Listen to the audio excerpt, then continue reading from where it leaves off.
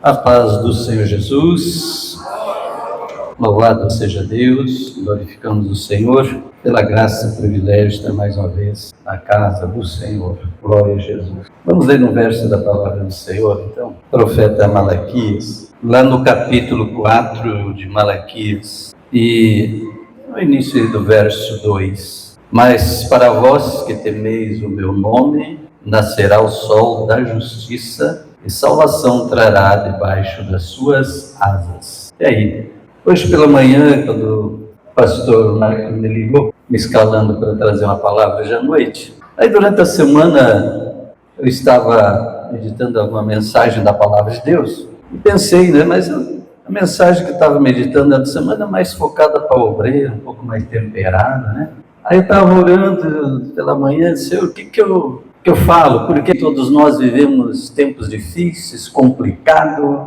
precisamos muito da tua bênção. Naquele momento o Espírito Santo fala em meu coração, eles a bênção está em se aproximar de mim.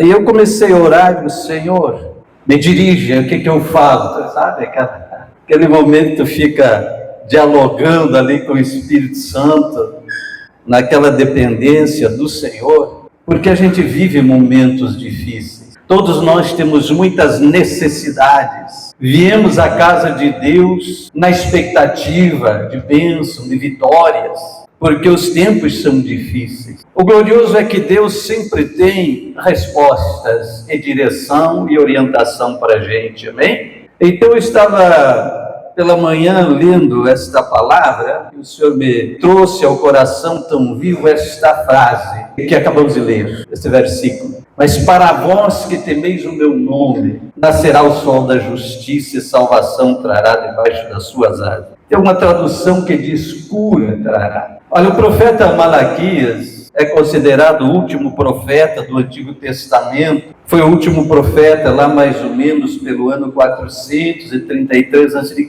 Foi num tempo muito difícil, no pós-cativeiro da Babilônia, onde eles passaram aqueles 70 anos de escravidão. É o tempo ali do profeta Ageu e também Zacarias. E eles estão num tempo muito difícil de reconstrução. E devido às lutas e dificuldades, bate um desânimo, que eles deixam a obra paralisada. E segundo a história de Neemias, foi o que moveu o coração de Neemias a ir para Jerusalém. Estava um caos a situação. Portões queimados, o povo em grande crise e miséria. Então abatia-se aí um grande desânimo no povo, nesse pós-cativeiro. E se perguntavam das profecias, onde estavam as promessas de Deus, de um tempo de glória, de um novo templo glorioso. O templo de Salomão não existia mais, havia sido destruído por Nabucodonosor. Então abatia-se um desânimo no povo e uma descrença no povo. Era o tempo desse profeta.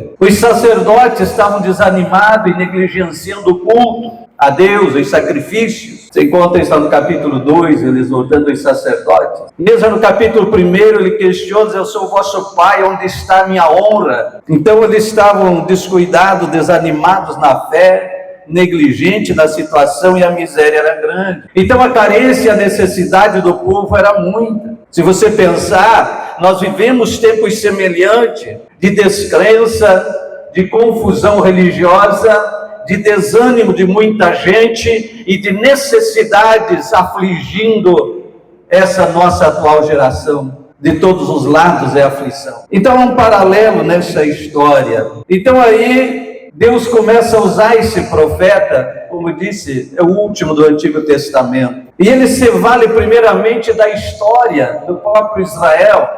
E ao relembrar do passado, ele já fala desde a eleição, dizendo assim, Deus desprezou Esaú, mas escolheu a Jacó, porque eles eram todos descendentes de Jacó. Então o profeta já começa a mostrar o amor de Deus já na escolha deles. Então quando faz olhar para o passado e lembrar de onde Deus tirou e da escolha que Deus fez entre Esaú e Jacó para fazer a aliança, isso tem a finalidade de reavivar a fé e a esperança. Isso é uma estratégia de Deus, porque muitas vezes nós também precisamos dar uma olhadinha para o passado e lembrar do que Deus já fez, da ação de Deus, dos milagres de Deus, da eleição, da escolha, de tanta coisa e tantos benefícios que já recebemos do Senhor. Se Ele foi fiel no passado, Ele é fiel no presente e será no futuro, porque nele não há sombra de variação nem mudança alguma, aleluia. Então o profeta começa alertando e fazendo o povo dar uma olhadinha para a história,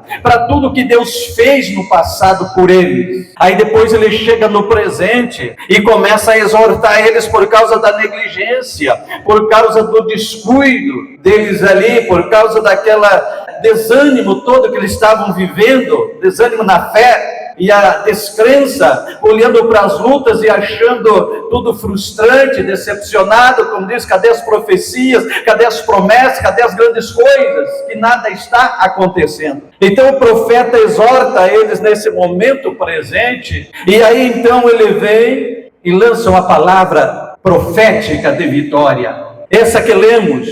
Ele diz, olha, ainda que por causa do estado de pecado, o juízo de Deus virá. E ele diz, o juízo de Deus virá como uma grande fornalha, um forno ardendo, não ficará nada. Então haverá um juízo de Deus contra todo o pecado. Mas aí ele traz a palavra de esperança, dizendo, mas para vós quem? Que temeis o meu nome, nascerá o sol da justiça. Aqui é interessante, quando ele fala de sol de justiça, muitas vezes nós pensamos em justiça, nós pensamos em vingança, e não é exatamente isso. A justiça é aquilo que toda a antiga aliança revelava, a intolerância de Deus contra o pecado, ou seja, o quanto Deus é severo e radical contra o pecado, não há negociação e não há acordo com o pecado. Essa foi a finalidade da aliança, sentenciar todos debaixo de uma condenação de morte. Isso é a justiça. Todo pecado gera uma sentença de morte, todo pecado é uma sentença de maldição. Por isso que Paulo exclamava e dizia, quem me salvará, quem me livrará desse corpo, dessa morte? Porque a finalidade da lei antiga, da antiga aliança, foi exatamente revelar o pecado e incluir todos debaixo de uma sentença de morte. Então quando diz, nascerá o sol da justiça, ele está dizendo, justiça será feita contra toda a impiedade, contra Deus, contra todo o pecado. É como um forno, como uma fornalha, ardendo. Queima tudo, vai destruir tudo, isso é juízo. Então isso impõe medo, sem dúvida. Mas mais do que medo, tem que nos colocar temor a Deus. De um Deus que não tolera a impiedade e o pecado. Há um tempo da graça de Deus, mas chega um limite e a justiça virá. Então quando ele disse para Israel, nascerá o sol da justiça, quer dizer, justiça será feita contra todo o pecado, contra toda a impiedade. Ora, Israel estava escravo por muitos anos, mesmo que foi liberto da escravidão da Babilônia, mas se levantou o Império Medo-Persa, foi a que eles foram libertos, mas não era independente, depois levantou o Império Grego, depois veio o Império Romano, e Israel continuava sempre dominado. Nesse período, mais ou menos de 400 anos, 430 anos, entre o antigo profeta aqui, Malaquias, e João Batista, chamado período interbíblico, que não tem nada na Bíblia, registrado na nossa Bíblia, mas a história é rica de muita luta e guerra de Israel por independência, mas não conseguiam, todas as tentativas foram frustradas, e eles continuavam escravos. Então, dentro dessa angústia, a antiga aliança não falava em salvação em termos de céu, de eternidade.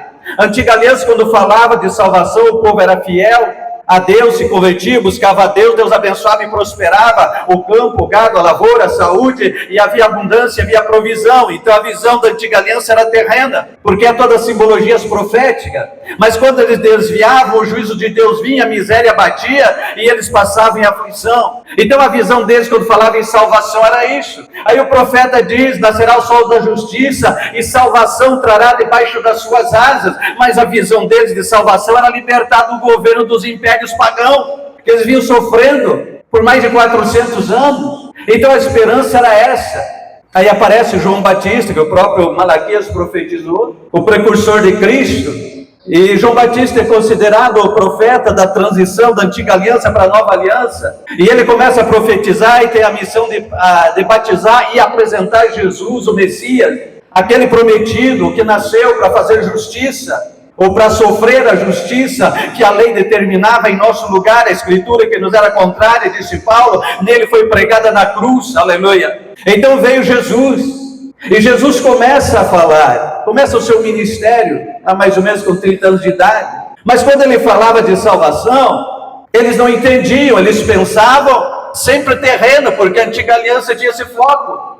Então eles pensavam, vai nos libertar de Roma, porque nos dias de Cristo era o Império Romano que governava. Então falava em salvação, salvar dos inimigos, como no tempo dos juízes, que Deus levantava os seus juízes, como foi o caso de Sansão, de Gideão e outros, Jair, Jefté, enfim, Débora. Então eles pensavam salvação, libertar do império, salvação, libertar da mão dos inimigos. E não entendiam, não entrava isso direito na mente, na cabeça deles. Porque a lei tinha essa finalidade, e por tantos séculos nessa cultura, não se pensava em céu, pensava terreno. Por que nós combatemos todo o evangelho de hoje, que é focado em bens terrenos, em bens materiais, prosperidade, dinheiro, riqueza, evangelho na terra, como se o céu fosse aqui? Porque é um erro de interpretação. A antiga aliança tinha esse foco, mas para trazer a consciência do pecado, a consciência de morte e a necessidade de um Salvador. E quando Jesus fala, o povo não consegue entender, porque a mentalidade estava em ser liberto de Roma e não ser liberto do pecado. A vitória dele estava em prosperar financeiramente e não em ter um tesouro no céu. Por que Jesus falou aquelas palavras? Não em tesouro na terra, onde o ladrão rouba, o império inimigo vem e leva, a ferrugem consome, mas em tesouro no céu. Mas tem essa dificuldade de levantar essa visão deles. Embora Isaías também tenha profetizado, do povo que andava em trevas, viu uma grande luz. É aqueles que estavam na região da sombra da morte, resplandeceu a luz, Isaías 9:2. Mas eles não entendiam direito as profecias, porque estavam moldados pela lei. E Paulo chama de lei da carne, aquela lei de ordenanças na carne. Mas vem profeta tipo Jeremias, Isaías, e diz que o Senhor daria um novo coração, e que a lei de Deus não estaria mais escrita em tábuas de pedra, mas na tábua de carne do coração. Isso fala de uma mudança de natureza e de visão, aleluia, e de sentimentos. Então Jesus inicia o seu ministério, mas eles não conseguiam entender direito essa situação, porque eles tinham essa visão distorcida de salvação. Até quando? Você vê que até mesmo perto de Jesus subir ao céu, eles perguntaram, Senhor, quando essas coisas vão acontecer? Quando que o Senhor vai nos libertar de Roma? Como a visão deles estava voltada para as coisas terrenas. Mas aí quando acontece o fato, aqui nós temos 3 episódios de grande impacto: a crucificação, a ressurreição e o Pentecostes. Primeira coisa, quando Cristo é crucificado e morto, isso causa um grande impacto que nós devemos ter sempre em mente e na consciência. Por que é que o ato da Santa Ceia tem sempre essa palavra, faço em memória de mim, para não esquecer jamais desse negócio? O impacto que houve na vida dos discípulos naquele dia foi o seguinte: quão grave é o pecado, a morte é certa, é terrível. Eles viram Cristo sofrer, padecer toda angústia e aflição, e na cruz Jesus exclama e diz, Deus meu, por que me desamparaste? Eu já vi gente dizendo, foi o próprio Pai, não resistiu, vê a dor do Filho. Não é nada disso. Foi quando Ele tomou nossos pecados e nossa culpa. Isaías 59, os vossos pecados fazem separação entre vós e o vosso Deus. Aquele que era santo e inocente se fez maldito em nosso lugar, tomou toda a maldição nossa sobre Ele, e naquele momento o pecado que recaiu, não dele, o nosso pecado sobre Ele, isolou, separou Ele de Deus, e Ele sentiu separado de Deus. O que nós sentimos, Cristo sentiu. Por que temos um Salvador que nos entende? Porque Ele foi homem na terra, sofreu todas as dores e aflições que eu e você sofremos. Jesus sofreu, então Ele é o sumo sacerdote perfeito, capaz de nos compreender e nos entender, e por isso intercede por nós, aleluia, porque Ele sofreu. Então o ato da crucificação deu um impacto muito grande na visão e na consciência dos primeiros crentes. Disseram, o pecado é real, a morte é certa, a sentença doída é terrível, Ele morreu. Aí bate-se uma tristeza, se dispersaram os discípulos. Segundo os registros, ficou João apenas no momento da crucificação. Sabe que Pedro, até negar Jesus, negou naquela noite do julgamento? E o momento era confuso, e o momento era de tristeza.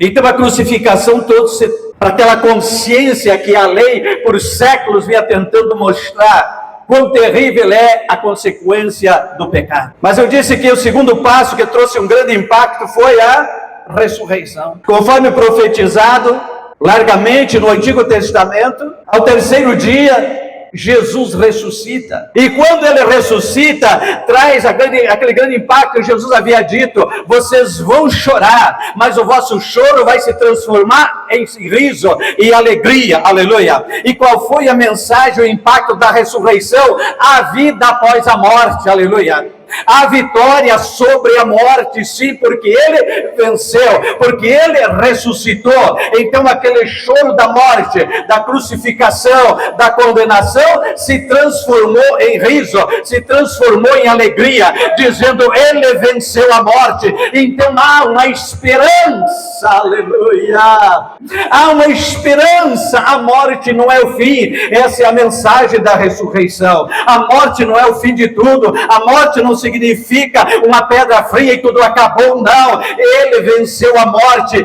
A vida após a morte, essa é a garantia da ressurreição. Então ele é chamado da primícia dos que dormem, porque ele ressuscitou primeiro. E Paulo chega a dizer na carta aos Coríntios: se ele não houvesse ressuscitado, era vã a nossa pregação. Aleluia. Mas como ele ressuscitou, então nós temos a garantia da eternidade. Então a alegria da sua ressurreição, a vitória da ressurreição é essa: a vida após a morte, a vitória sobre a morte. Ele venceu. Essa é a grande mensagem, e essa deve ser o motivo da nossa alegria, do nosso regozijo, da nossa batalha. Diz que Cristo suportou a cruz e as aflições pelo gozo do que lhe estava proposto, a vitória. Aleluia. E a igreja a mesma coisa, vai gemendo, chorando, lutando, batalhando, mas na fé e na esperança do gozo que lhe está proposto, a vitória sobre a morte, a vida eterna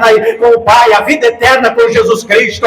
Então você vai vencendo, nós vamos vencendo dia após dia pela vitória, ou seja, o gozo que nos está proposto, não esse gozo terreno que alguns estão vendendo e negociando, que fizeram da igreja um balcão de negócio, como se tudo fosse aqui. Não, isso vai acabar, e acaba brevemente aqui. Aleluia. Mas o que Cristo nos deu é para a eternidade. É para a eternidade. Louvado seja Deus. Veja bem que tudo isso que vai acontecendo é um longo processo para mudar a visão. E eu acho interessante que quando Paulo escreve a carta aos Gálatas e exorta aquela igreja, ele diz assim: me admiro, fico, vamos dizer gaúcho aqui, pasmado, assustado, que vocês começaram no Espírito e agora querem acabar na carne. Mas como assim? Receberam o Evangelho, receberam a Cristo, o Evangelho da graça, do Espírito da graça de Deus, e aí queriam voltar para as velhas práticas do judaísmo e do gnosticismo da época. Aí Paulo diz: vocês começaram no Espírito e vão voltar para a carne. Que negócio é esse? Então essa batalha, ela foi longa, não foi tão fácil não, para erguer a visão. Então foi preciso esse impacto da crucificação, da morte, o impacto todo da ressurreição. Mas mesmo assim ainda a coisa continuava difícil. O ser humano é teimoso e cabeça dura, principalmente quando ele fica habituado nos rituais da gente, nos hábitos, nos costumes da gente, como é difícil arrancar. Ainda mais isso que tronco velho não se dobra, né? Mas aí, graças a Deus, a terceira coisa que eu falei aqui de impacto foi o dia de Pentecostes. Jesus havia dito para eles, mas eu não entendi muito direito: eu vou para o Pai e virei outro Consolador. Cara, eles não conheciam. Eu vou, mas esse que vai vir vai ficar com vocês todos os dias. E aí no dia de Pentecostes, quando o Espírito desce, porque o Senhor Jesus havia dito para eles: fiquem em Jerusalém. Interessante, hoje eu vi, mas falando de missão, a única coisa que o Senhor diz: fique em Jerusalém, fique lá no templo, fique lá, mas fique até você ser cheio do Espírito. Quando for cheio do Espírito, diz ele, então vai. E nós ficamos esperando que o pecador venha. Jesus nunca disse: espere que os pecadores venham. Jesus disse: vá ao encontro deles, ide ao encontro deles. Então quando o Espírito Santo veio, no dia de Pentecostes, foi aquele impacto violento. Diz a Bíblia, 120 pessoas, possivelmente muitos outros já haviam desistido daqueles 10 dias de oração. Sacudiu a cidade. Irmão, vale lembrar que eles não tinham nenhum equipamento de som, nunca sonhavam com essas coisas ainda. Era só o barulho aqui, ó, no bobó mesmo. Era tempo da festa em Jerusalém, a cidade estava tomada de gente. Porque o Pentecoste, a festa da colheita, era uma festa grande, vinha todo mundo para Jerusalém, as primícias, aquela coisa toda. Uma semana de festa, era muita gente. E como é que uma cidade inteira, com tanta gente na cidade, de toda a nação, Um grupo de 120 começa a gritar, falar em língua, lá e profetizar e dar glória a Deus, e mexe com a cidade toda, que a cidade ia para lá para ver o que estava acontecendo.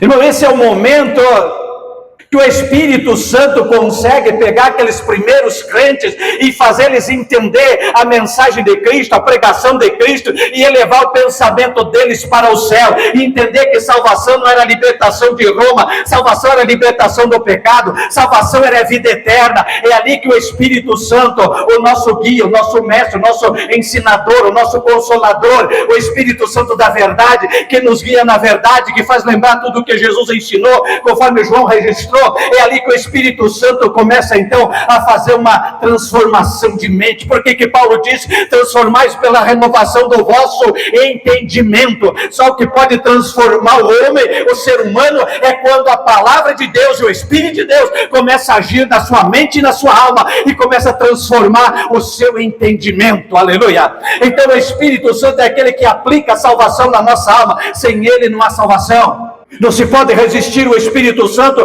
porque o único ser capaz de aplicar toda a verdade do Evangelho na nossa alma e nos garantir a salvação. Então temos que ter mente e coração aberto ao Espírito Santo, e aquele impacto do Espírito Santo foi o que levou o pensamento deles. Entenderam? Há uma vida eterna, não na terra, mas com o Pai. Aleluia! Agora nós temos comunhão com o Pai, o céu está aberto. Entenderam o segredo do véu que se rasgou? O caminho está aberto. Eu falo, ele ouve, ele fala e eu ouço. Aleluia! Temos um céu aberto. Não precisa mais do sumo sacerdote humano intercedendo. O nosso sumo sacerdote entrou no santuário eterno, não mais um santuário terreno, mas no eterno, e intercede por nós. O céu está aberto, a porta está aberta, a glória desceu, e a igreja foi cheia da glória. E a vontade do Espírito e a vontade do Pai é que a igreja continue cheia da glória até o dia do arrebatamento.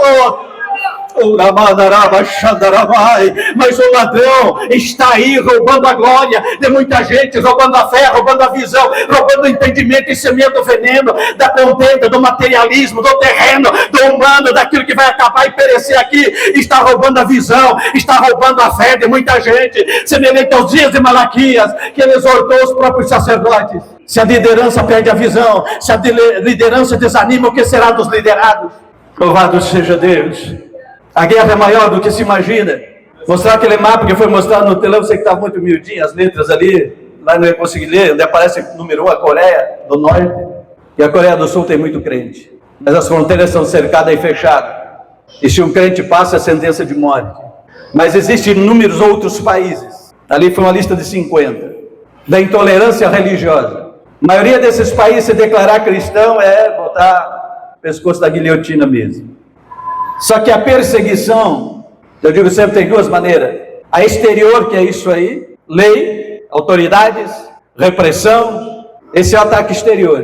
Mas tem o ataque interior, os infiltrados, semeando heresia, mentira e engano e falsas profecias, que está roubando a fé e desanimando a mãe. Há pouco mais de um mês, nós tivemos lá no Uruguai, nosso missionário lá. E como fazia uns 3 anos que eu não ia lá, e eu dei falta em muitos irmãos. E eu comecei a perguntar para o missionário: escuta, e o irmão fulano, e aquele outro lá, e tá, saíram todos. Nos 4 anos atrás, só resta uma diaconisa Clara, que é cigana. Mas está lá um pessoal novo. Aí diz: aconteceu um negócio aqui. Veio para a igreja uma senhora, uma mulher, muito prestativa. Não sei se ele contou. Auxiliando, ajudando. Nossa, era uma benção a irmã na igreja. Só que os outros irmãos começaram a sair da igreja. Até que uma família lá que estava pedindo demissão, vamos dizer assim, abriu o bico e contou a razão, que era a tal irmã que estava envenenando o povo lá. E o irmão lá, sabe, ele disse: vou lá na casa dessa irmã hoje, sem avisar. Foi lá de surpresa, quando bateu na porta, a irmã abriu a porta, disse que ela branqueou. E ele entrou na sala dela. Ela tinha um congado dentro de casa, imagem, santo, coisa arada toda lá. Aí o Ademir disse para ela: não quero mais lá na igreja, porque o teu Deus não é o nosso Deus. E ela já tinha passado por várias outras igrejas fazendo o mesmo estrago.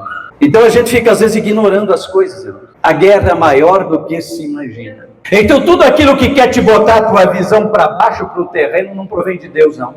Porque todo esse impacto aqui de Pentecostes que eu estou falando foi levar o pensamento deles para o céu, fazer eles entender a mensagem de Cristo, que até ali eles não haviam entendido. Mas ali eles começaram a entender e olhar para cima. o autor e consumador da nossa fé. Porque a guerra, ela continua forte e violenta. Forte e violenta. E a palavra de Deus está sendo deixada de lado em muitos lugares. Tem igrejas que já estão em crises, porque o culto virou um lugar de treinamento, de palavras motivacionais, de palestra de incentivo, do ego humano, de uma série de coisas, e a Bíblia foi deixando de lado. É música e treinamento, é música e psicologia, é música e autoajuda.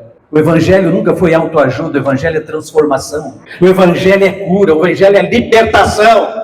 O Evangelho é tirar a visão do terreno e colocar a visão lá em cima, onde está Ele, assentado à destra do Pai, revestido de glória. O Evangelho que não leva a tua visão para a eternidade não é o Evangelho de Cristo. Não é.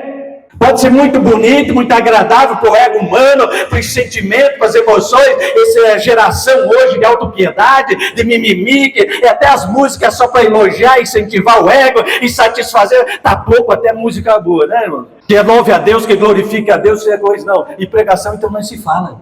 É tudo para agradar, como diz a palavra, mas diz assim que é um povo, a Bíblia já adverte, que haveria um povo que não suportaria a palavra de Deus, mas saiu em busca de mestre que lhe fale aquilo que eles ouvir, com coceira no ouvido. Então está um povo que rejeita a palavra de Deus, mas quer autopiedade, massagear o seu ego, satisfazer os seus desejos, aquelas coisas que vêm desde o tempo da Grécia. Se é pelo prazer, filósofos gregos, né? Tudo pelo prazer. Prazer o quê? Aqui, não é eternidade. Mas o Evangelho de Cristo é outro.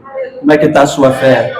Como é que está a sua visão? Como é que está a sua confiança? Onde está o seu alicerce? Então o Senhor deu uma sacudida, e através do profeta Malaquias, começando pelos próprios sacerdotes, para restaurar o culto a Deus. Depois ele falou com o povo. E isso é muito pesado, porque Deus sacode primeiro a liderança, para depois chegar no povo, porque ele respeita também a hierarquia que ele mesmo instituiu. Dá para entender? Para ficar em pé? Vamos lá pelas famílias? Vem as famílias para frente. As famílias vêm para frente. Pai, mãe, filhos. Vocês estão sozinhos, você representa a sua família. Vem receber a oração. Então confia que Deus tem sim vitória para a sua casa, sua família. Cuidado de Deus está sobre você. Alguém precisa ouvir esta palavra hoje. O cuidado de Deus está sobre a sua vida, ainda que tenham dito para você o contrário, que você está abandonado e sozinho, jogado às traças. Isso não é verdade. O olhar de Deus está sobre você, o cuidado de Deus está sobre você. Eu sei que o Senhor está curando alguém de depressão aqui hoje, o Senhor está libertando aqui hoje, eu tenho certeza disso, e você não vai precisar mais de remédio para dormir, remédio para acordar, isso, aquilo. Você não depende disso, porque Jesus já levou as nossas dores e aflição lá na cruz, e Ele prova que nos ama, Ele deu a vida por nós. Creia e confia, e o Senhor te dará vitória aqui esta noite, amém? Você pai, você marido, é o sacerdote da casa. Ore com fé agora sobre a sua casa, sua família, sua descendência, mesmo que não esteja aqui. Seu pai, a autoridade maior da família, o primeiro a prestar conta com Deus sobre o assunto. Quando houver algum probleminha, o Senhor não vai vir primeiro na sua esposa, vai primeiro tratar com você, marido. Assuma a posição de líder, responsável espiritual diante de Deus pela sua família. Deus deu um mandamento para Adão. Quem pecou primeiro foi a Eva. Mas quando Deus veio tratar do problema, Deus não foi na Eva, Deus foi no Adão. Entende a hierarquia, a autoridade? E você, irmã, confia na liderança do seu marido. Se você acha que ele não é lá grande coisa nessa questão, vai orar a Deus. Vai orar a Deus por ele, porque você é auxiliadora. Os filhos são herança do Senhor, não são seus, você está criando para Deus. É isso que a herança do Senhor é isso, você está criando eles para Deus. Vai chegar o momento que eles vão se tornar adultos e vão cumprir a missão de vida deles. E a pergunta fica: você fez bem a tua missão enquanto estava sob a sua responsabilidade? Tratou e conduziu no caminho do Senhor? Vamos orar e pedir a bênção e a graça do Senhor nessa hora então. As crianças estão chegando aí. Isso. Vem junto com o papai e a mamãe e as crianças. Papai e a mamãe vão orar, abençoar as crianças, seus filhos aí também. Aleluia. Senhor nosso Deus, Senhor nosso Pai, bendito seja o teu nome. Te adoramos nesta hora, Senhor. Te bendizemos pelas famílias aqui reunidas, Senhor. Te glorificamos, ó Deus, pelo teu amor e o teu cuidado. Em tempos difíceis, mas o Senhor tem preservado estas famílias que aqui estão. Te louvamos primeiramente porque o Senhor tem constituído, preservado estas famílias. E nesta fé nós oramos, Senhor, e estendemos nossas mãos sobre cada família aqui agora, na autoridade do teu nome e da tua palavra, para repreender todo laço do inimigo, toda afronta do maligno, em nome de Jesus. Toda potestade opressora que se levanta contra as famílias, seja repreendida agora, em nome de Jesus. Cai por terra toda tentação, todo intento maligno, toda intenção maligna seja destruída e desfeita agora, em nome de Jesus. Em nome de Jesus oramos e abençoamos as famílias, os casais, que o amor seja renovado, que o amor seja acrescentado, seja restaurado, seja maduro, que os laços familiares sejam fortificados, que haja paz na família. Em nome de Jesus oramos e profetizamos e ordenamos, em nome de Jesus, que haja paz na família, restauração, laços fortes de amor, de comunhão, estabilidade na família, provisão de Deus para suprir toda a necessidade, que não falte o pão, que não falte o alimento na mesa de cada família, que não falte a veste, que não falte o calçado, que não falte a casa, o abrigo. É promessa do nosso Senhor e nós cremos, em nome de Jesus. Sob a palavra de Deus ministramos a bênção, ministramos a vitória. Recebe em nome de Deus. Tenha fé, creia na palavra de Deus, recebe, anima teu coração, louve a Deus pela vitória, creia porque Ele está pelejando por ti. Portas se abrirão, provisão virão, milagres virão, creia nisso. Adoremos. Minha família, adore, adore, adore. Guardar as asas de quem aqui vou, bem-aventurado. Obrigado, pastor. Eu na presença de Deus. Sente conosco.